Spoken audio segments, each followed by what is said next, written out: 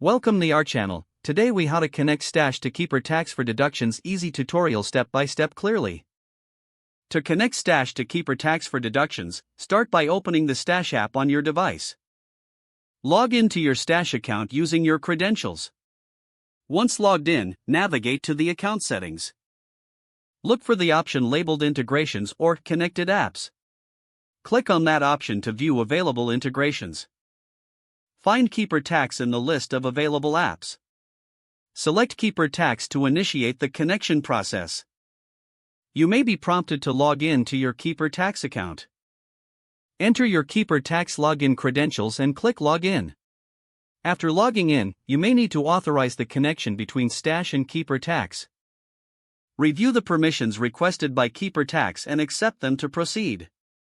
Once authorized, you should see a confirmation that Stash is now connected to Keeper Tax. Return to your Stash dashboard to ensure the integration is functioning correctly. You can now start tracking your investments and claiming tax deductions through Keeper Tax. To view your deductions, open the Keeper Tax app. Check that your Stash transactions are syncing correctly. If everything looks good, you're all set to optimize your tax deductions. Regularly visit both apps to stay updated on your financial tracking. If the page does not load, refresh the browser or try again in a private or incognito window. Make sure you are using the correct email address, then retype it carefully to avoid small typos. If your password is not accepted, use the reset option and create a new strong password you can remember. Check your spam folder for verification or security emails, then complete any requested confirmation steps. Enable two-factor authentication if available to improve account security and reduce unauthorized access risk. After signing in, review your profile details so your contact information and settings are accurate and current.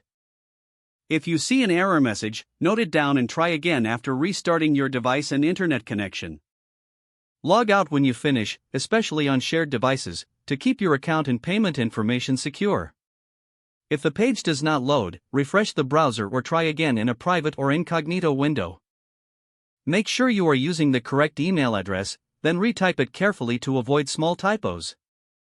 If your password is not accepted, use the reset option and create a new strong password you can remember. Check your spam folder for verification or security emails, then complete any requested confirmation steps.